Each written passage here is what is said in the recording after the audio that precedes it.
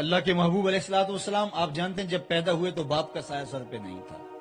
6 سال کی عمر تھی. اپنی والدہ کے ساتھ مدینہ المنورہ گئے جو حضور کا ننیال تھا. واپسی پر ابوا کے مقام پر سیدہ آمنہ سلام اللہ علیہا کی طبیعت خراب ہو گئی. انہیں لگا کہ یہ بیماری جان لیوا ثابت ہوگی. انہوں نے سیدہ برکہ کو بلایا، ام ایمن سلام اللہ علیہا کو، کہا کہ میرے بیٹے کو بحفاظت امیر قریش عبد المطلب تک پہنچا دینا. اور خود انہوں نے اپنا تپتا ہوا بخار سے ہاتھ حضور کے سر پہ رکھا. اور سیدہ آمنہ حضور سے کوئی بات کرنا چاہ رہی تھی، لیکن ضبط کے بندھن ٹوٹ گئے اور چھم چھم آنکھوں سے آنسو برسنے لگے. سیدہ آمنہ حضور سے بس جو باتیں کرنا چاہ رہی تھی نہ کر پائیں، لیکن 2 باتیں انہوں نے کی. سیرت کی سب سے پہلی کتاب ابن حشام میں یہ واقعہ موجود ہے، باقی کتب میں بھی. تو سیدہ آمنہ نے کہا، بیٹا ہر نئی چیز نے پرانا ہو جانا ہے، ہر باقی نے فنا ہو جانا ہے. میں بھی جا رہی ہوں. وَذِكْرَ باق وَوَلَدْتُ طُهْرًا، لیکن میرا ذکر نہیں مٹے گا. تیرے جیسا ستھرا بیٹا چھوڑ کے جا رہی ہوں. جن ماؤں کے بیٹے اچھے ہوں وہ ماؤں کا ذکر مٹنے نہیں دیتے. کہا کہ بیٹا میں جا رہی ہوں لیکن میرا تذکرہ نہیں مٹے گا، اس لیے کہ تیرے جیسا پاکیزہ بیٹا چھوڑ کے جا رہی ہوں. یہ آخری لفظ تھے کہ سیدہ آمنہ کا وصال ہو گیا. حضور ماں سے لپٹ گئے کہ امی آپ آگے بولتی نہیں. 6 سال کی عمر ہے لیکن خاموش ہو گیا. چمن بولتا. وہ کسی نے کہا، تجھے کن پھولوں میں ہم کفن دے، تو جدا ہی ایسے موسموں میں ہوا جب درختوں کے ہاتھ پھولوں سے خالی تھے. آج حضور مدینے میں تشریف فرما ہیں تو صحابہ ادب سے کھڑے ہو گئے تو آقا کریم علیہ السلام کی آنکھوں سے آنسو جاری ہو گئے اور ادھر اقامت ہو رہی ہے اور حضور کی چشمان سے آنسو جاری ہیں. اور پھر حضور نے فرمایا، الحاوی الفتاوی میں امام سیوطی نے اس واقعہ کو نقل کیا، حضور چھم چھم روئے جا رہے ہیں اور کہا، لو ادرکت والدی او احدہما، کاش آج میرے ماں باپ زندہ ہوتے یا کم از کم میری ماں ہی زندہ ہوتی. وَأَنَا أُصَلِّي صَلَاةَ الْعِشَاء، اور میں لوگوں کو نماز عشاء پڑھا رہا ہوتا. وَأَقْرَأُ فِيهَا بِفَاتِحَةِ الْكِتَابِ، اور اس میں سورہ فاتحہ کی تلاوت کر رہا ہوتا. پھر میری ماں کو میرے ساتھ کوئی کام یاد آ جاتا. وہ دروازے پر آتی، چلمن سرکاتی اور میٹھے اور مد بھرے لہجے میں مجھے بیٹا محمد کہہ کے آواز دیتی. تو میں لوگوں میں اپنی نماز چھوڑ کے پہلے ماں کی بات کو سن لیتا. ماں تو ماں ہوتی ہے، تو ماں کے پیار کو کسی ترازو پہ نہیں تولا جا سکتا. تو یار ماں نے تو جنم دیا ہے اور اس کا پیار چھلکتا ہے، تو جس نے خلق کیا ہے اس کے پیار کا عالم ہے. تو کوئی نادان بچہ ماں کی گود چھوڑ کے بھاگ جائے تو ماں کے حلق سے نیچے لقمہ نہیں اترتا اور ماں کہتی، پتر تو کہاں دھوپ میں خراب ہو رہا ہوگا، تو نے پتہ نہیں کھانا بھی کھایا ہے کہ نہیں کھایا ہے، آجا پلٹ کے میری باہیں تیرے لیے کھلی ہیں. مالک کیا آواز دے رہا ہے، سنیے مالک کی آواز، یا ایھا الانسان ما غرک بربک الکریم، او بھاگے آنا تو نے ہے ہی، پھر جو کفن میں منہ چھپا چھپا کے آتا پھرے گا. اچھا نہیں کھلے منہ آ جا. پھر جو لوگ تجھے اٹھا کے لائیں گے، اچھا نہیں کہ اپنے قدموں سے چل کے آ جا. فرار کا راستہ تو نہیں ہے میرے حضور، تجھے آنا تو ہوگا ہی، پیش تو ہونا ہی ہوگا، لیکن کتنا اچھا ہو کہ تو خود اپنے قدموں سے چل کے میرے حضور آ جا. میں یہ نہیں دیکھوں گا کہ تو نے گناہ کتنے کیے، یہ دیکھوں گا کہ میری دہلیز پہ واپس آ گیا. التائب من الذنب کمن لا ذنب لہ، گناہ سے توبہ کرنے والا ایسا ہوتا ہے جس طرح اس نے گناہ کیا ہوا ہی نہیں. اللہ یہ نہیں دیکھتا کہ اس نے جرم کتنے کیے، وہ دیکھتا ہے کہ آیا ہے میری دہلیز پہ. فرشتوں کہتا ہے، دیکھو میرا بندہ آخر میرے در پہ آیا ہے. ان ربکم حیی کریم یستحیی من عبدہ اذا رفع یدیہ الیہ ان یردہما صفرا. تمہارا رب حیا کرنے والا کریم ہے، بندے جب اس کے سامنے ہاتھ پھیلا کے دعا مانگتے ہیں، اللہ فرماتا مجھے شرم آتی ہے کہ میرے در پہ آئے ہیں اور خالی موڑ دوں ان کو. تو آج در کھلا ہے رحمت، اج ساوی نے کھلے راوی نے، انج ٹوک نوکھڑے ٹوک دے نہیں، تر پویں تے پینڈے مک جاندے کار بیٹھیاں فاصلے مک دے. آج وقت ہے، فرصت کے لمحے ہیں. کوئی فقیر تھا تو وہ بازار میں کھڑا رو رہا تھا، تو کسی نے روک کے کہا، کسی نے مارا ہے، تنگ کیا، کیا ماجرا ہوا؟ اس نے کہا، نہیں کوئی ایسی بات نہیں ہوئی، بس ان کے رویے نے رلا دیا. کیا مطلب؟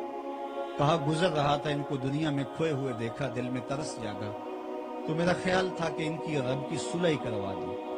تو کیا ہوا؟ کہا میں نے اس سے بات کی، اس نے کہا لے آ میری دہلیز پہ، ایک آنسو سے دھو ڈالوں گا سارے گناہ. بڑا خوش ہوا. پھر ان سے کہا آجو اس کی دہلیز پہ، دے رحمت کو شادہ ہے. تو یہ مجھے کہنے لگے، جا بابا کام کر، تجھے کیا پتا دنیا داری کیا ہوتی ہے. تو وہ تو مان گیا تھا، یہی نہیں مانے، مجھے ان کے رویے پہ ترس آیا، رو پڑا۔ 2-4 دن گزرے تو وہی فقیر، وہی بابا قبرستان میں کھڑا رو رہا تھا۔ تو وہی شخص دوبارہ گزرا، دیکھا کہ وہ دوبارہ رو رہا، تو پھر رو گیا۔ کہا آج کیا ماجرا، آج کیوں رو رہے ہو؟ کہا آج کہانی بھی اس دن والی ہے۔ کہا کیا مطلب؟ کہا ان سے مایوس ہوا تو آج ادھر پلٹ آیا، اور میرا خیال ہوا کہ آج ان قبرستان والوں کے رب کی صورت کروا دوں۔ بڑے تجسس سے پوچھا آج کیا بنا؟ کہا آج یہ مان گئے وہ نہیں مان رہے، اس دن وہ مانتا تھا وہ نہیں مانے تھے، اور آج یہ مان رہے ہیں وہ نہیں مان رہے۔ تو قبل اس سے کہ وہ وقت آئے کہ پھر وہ نہ مانے، آج لے ان کی پناہ، آج مدد مانگ ان سے، کل قیامت کو نہ مانیں گے اگر مان گیا۔ میں نے تو کتب میں پڑھا ہے کل قیامت کے دن نیکوکار بھی پچھتائے گا۔ بدکاروں کا پچھتانا تو سمجھ میں آتا ہے، جنہوں نے زندگی آوارگی میں گزار دی۔ نیکوں کا پچھتانا کیا ہوگا؟ جب وہ اچھے اعمال کی جزا دیکھیں گے، پچھتائیں گے جو چند لمحے ضائع کر دیے وہ بھی کیوں ضائع کیے، وہ بھی اس کی یاد میں گزارے ہوتے۔ زندگی تیزی کے ساتھ کٹ رہی ہے، برف کی طرح پگھل رہی ہے۔ اپنی زندگی کو سنبھالیں، توبہ کا دروازہ کھلا ہے، اللہ کی دہلیز پہ آئیں۔ ایک بزرگ فرماتے ہیں مجھے قرآن مجید کی اس آیت کی سمجھ نہیں آتی تھی، ان الانسان لفی خسر، بے شک انسان خسارے میں ہے۔ انسان کہتا ہے میں تو خسارے میں نہیں ہوں، میری 25 سال پہلے کی زندگی دیکھو اور آج کی زندگی دیکھو، میں تو محل بنا لیے ہیں، وہ کچے گھر ہوتے تھے آج عالی نصب کوٹھیاں ہیں، وہ کچی سڑکیں ہوتی تھی آج تارکول بچھا ہوا ہے، عالی نصب پلازے ہیں۔ زندگی کا جمال دیکھو، ایک جوڑا ہوتا تھا اس کو دھو کے پہن لیا کرتے تھے، آج اتنے لباس ہیں کہ موسم بدل جاتا ہے لباس بدلنے کی باری نہیں آتی۔ کبھی کھا لیتے تھے کبھی کھانا نہیں نصیب ہوتا تھا، آج ٹیبل پہ اتنے کھانے ہوتے ہیں کہ جو ہے وہ یہ انتخاب مشکل ہوتا ہے کون سا کھائیں کون سا چھوڑیں۔ میں تو بہتر ہو گیا ہوں، لیکن اللہ کہتا ہے نہیں تو خسارے میں۔ وہ کہتے مجھے سمجھ نہیں آ رہی تھی کہ خسارہ کیا ہے۔ ایک دن میں سمرقند کے بازار سے گزر رہا تھا تو وہاں ایک آدمی پھٹے کے اوپر برف رکھ کے بیچ رہا تھا اور ساتھ آواز لگا رہا تھا۔ آج کل تو یہ پاپڑ بیچنے والے بھی وہ سپیکر لگا کے بول رہے ہوتے ہیں، وہ ہمارے گھر کے قریب سے گلی گزرتی ہے تو وہ بڑے ترنم سے پڑھ رہے ہوتے ہیں، تو کبھی میں بھی جو ہے وہ مطالعہ چھوڑ کے جو ہے وہ اس کی شاعری کا لطف لینے لگ جاتا ہوں کہ یہ پاپڑوں والا آیا ہے۔ تو اس زمانے کے اندر وہ پھٹے کے اوپر برف رکھ کے بیچ رہا تھا اور ساتھ آواز لگا رہا تھا، اور کیا کہا تھا ارحموا ارحموا علی من یذوب راس مالک، او لوگوں گزرنے والوں میرے پہ ترس کھاؤ، میں ایک ایسا تاجر ہوں جس کا راس المال پگھلتا چلا جا رہا، میرا سودا ٹھہر نہیں رہا۔ آپ نے پلاٹ خریدا ہے نہیں بک رہا، ہو سکتا ہے 2 سال کے بعد پراپرٹی کا ریٹ ہی اوپر چلا جائے تو آپ کو کروڑوں میں فائدہ ہو جائے۔